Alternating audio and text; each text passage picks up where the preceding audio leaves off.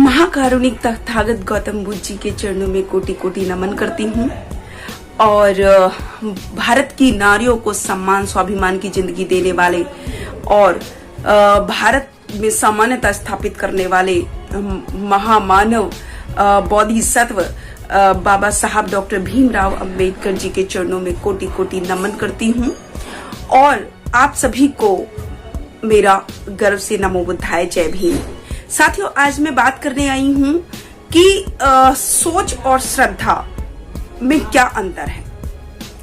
सोच जो कि हमको महापुरुषों से मिलती है और श्रद्धा जो कि हमको 33 करोड़ देवी देवताओं से मिलती है। तो हम ये देख सकते हैं कि आज तक जो भी भारत में होता आया वो दो ही विचारधारा पर होता आया, क्योंकि सोच से आती है क्रांति और श्रद्धा से आती है शांति, जहां आप कोई सवाल नहीं कर सकते, बस आपको मानना है, उसमें श्रद्धा रखनी है। तो अगर मैं बात करूं कि सोच की, तो मैं अभी जैसे बता रही थी कि दो ही विचारधाराओं पर यहाँ पर काम हुआ। एक तो सोच के अकॉर्डिंग हुआ और एक श्रद्धा के अकॉर्डिंग हुआ। आप देखेंगे कि एग्जाम्पल के रूप में हम समझ सकते हैं इस बात को कि एक जो श्रद्धा में बिलीव करता है, जो अपनी सोच में यकीन नहीं रखता, उसकी मैं बात करूं तो अगर बाई चांस उसका बच्चा स्कूल जा रहा है और वो फेल हो रहा है, तो वो एक बार फेल हुआ, वो दूसरी बार भी फेल हो गया, तो उसके मन में डाउट होगा कि भाई मेरा बच्चा तो फेल हो रहा है, तो वो क्या करेगा, वो तुरंत किसी पंडित जी के पास, किसी मौलवी के पास, इस तरीके से वो जाएगा और वो पूछेगा कि मेरा बच्चा बार बार फेल हो रहा है, इसका कारण क्या है। तो वो आपको उपाय नहीं बताएगा, वो आपको सीधा बोलेगा कि आपके बच्चे की किस्मत में तो पढ़ना ही नहीं लिखा, आपके बच्चे के हाथों में तो वो लकीर ही नहीं है, तो आप इसको और पढ़ा नहीं सकते क्योंकि इसका पढ़ने में मन नहीं है, इसको कोई काम धंधा पे लगा दीजिए, क्योंकि उनका काम तो हो गया, वो तो यही चाहते हैं कि आप पढ़े ना। तो वो आएगा घर और वो अपने बच्चे को स्कूल से छुड़वा लेगा, छुड़वा के वो किसी चाय वाले की दुकान पे या किसी उसकी जूते वाले की दुकान पे उस बच्चे को लगा देगा। उसका फ्यूचर तो हो गया बर्बाद, वो तो मजदूर बन गया। अब अगर कोई मेरे जैसा होगा जो सोच में बिलीव करता है, श्रद्धा में बिलीव नहीं करता, तो मैं अगर मेरा बच्चा अगर फेल हो रहा होगा तो मैं एक बार देखूंगी, दोबारा अगर फेल हो रहा होगा तो मैं सोचूंगी कि आखिर कारण क्या रहा। एक बार फेल होना कोई बुरी बात नहीं है, हर इंसान फेल हो जाता है, लेकिन फेल होकर घर पर बैठ जाना या उस चीज को दोबारा ना करना, वो बुरी बात होती है। तो वो क्या करेगा कि मैं देखूंगी कि आखिर मेरा बच्चा फेल क्यों हुआ, उसके टाइम को देखूंगी कि उसने ज्यादा समय कहाँ लगाया, कहीं उसने ज्यादा समय मोबाइल में तो नहीं लगाया, कहीं उसने ज्यादा समय बाहर खेलने में तो नहीं लगाया, कहीं उसने ज्यादा समय टीवी देखने में तो नहीं लगाया। तो जहां मैं उसकी गलती पाऊंगी, अगर वो बहुत ज्यादा समय अपना बाहर लगा रहा है या टीवी में लगा रहा है, तो मैं उस चीज को कम करूंगी और उसका टीचर चेंज करूंगी, उसका ट्यूशन में लगाऊंगी। और जब मैं ये लगाऊंगी और उसके ऊपर पूरा ध्यान रखूंगी, तो क्या मेरा बच्चा पास नहीं होगा? 100% पास होगा, क्योंकि मैंने उसके रीजन को जान लिया। तो ये जिम्मेदारी किसकी बनती है? तो ये होती है सोच, क्योंकि सोचा तब हमने उसके ऊपर काम किया और तब उसका फ्यूचर ब्राइट किया। लेकिन अगर मैं भी श्रद्धा मानती तो मेरे बच्चे का भी फ्यूचर बर्बाद होता, वो भी एक मजदूर बनता। और मजदूर का मतलब होता है मजे से दूर, मतलब जिसके पास कोई फैसिलिटी नहीं होती, जो सिर्फ 2 रोटी पर गुजारा करता है, वो होता है मजदूर। तो हम लोगों को खुद सोचना होगा ये बात।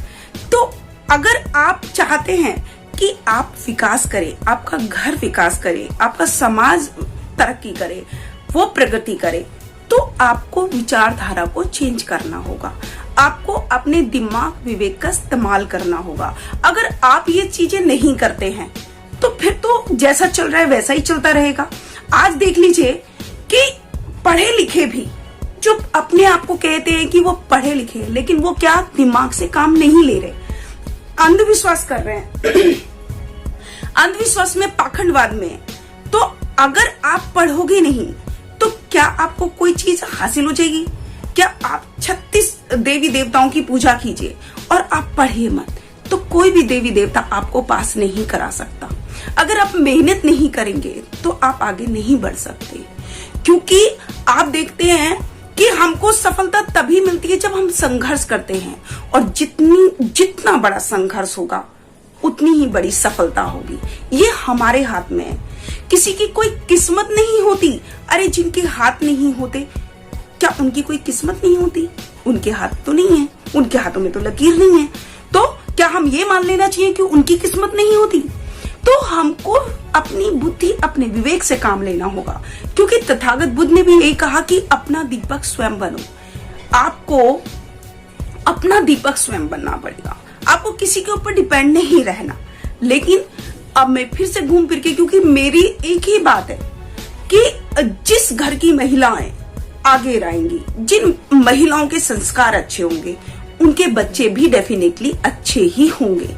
उनके संस्कार भी, बस उनको क्या करना है, अपने घरों के संस्कारों को चेंज करना है, जिनसे आपको बहुत सारी चीजें हैं। आप उठाकर देख लीजिए कि अगर आप अंधविश्वास में या देवी देवताओं में अगर आप विश्वास करते हैं या उनके सामने हाथ फैलाते हैं, तो आपको कुछ हासिल नहीं होगा। आप ट्राई करके देख लीजिए। आप अगर जो कोई भी मेरी इस वीडियो को देख पा रहा है, आप मेरे कहने से प्लीज एक हफ्ते का ट्राई जरूर करके देखिए कि जो पूजा पाठ कर रहे हैं, जो रोज घर में दीपक जला रहे हैं, वो एक हफ्ते उस दीपक को ना जलाएं। फिर देखें कि जब हमने दीपक जलाया था तब हमारी लाइफ क्या थी, और जब हम दीपक नहीं जला रहे, पूजा नहीं कर रहे, किसी भी देवी देवताओं को पूज नहीं रहे, तब हमारी लाइफ में क्या अंतर आया। अगर आपकी लाइफ में थोड़ा सा भी अंतर आया तो आप मत कीजिएगा उसको। लेकिन मैं आपको कहना चाहती हूं कि ये साइकोलॉजिकल है। आप अगर ये सोचेंगे कि ये भगवान हमको कुछ दे रहा है, तो आपको ये साइकोलॉजिकल है।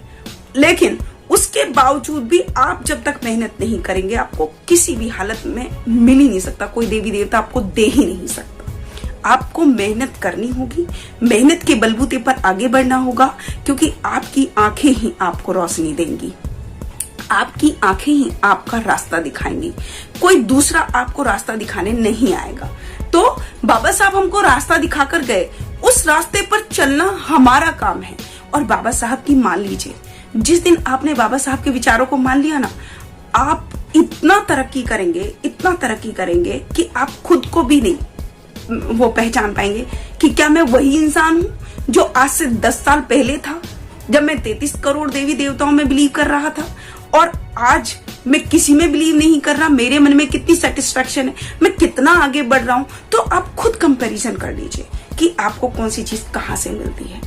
तो अपनी सोच से काम कीजिए, महापुरुषों की जो विचारधारा है उसको अपना लीजिए और अपना विकास कीजिए। इसी के साथ मैं अपनी वाणी को विराम करूंगी। सभी को फिर से मेरा गर्व से नमो बुद्धाय। जय भीम, जय भारत, जय संविधान।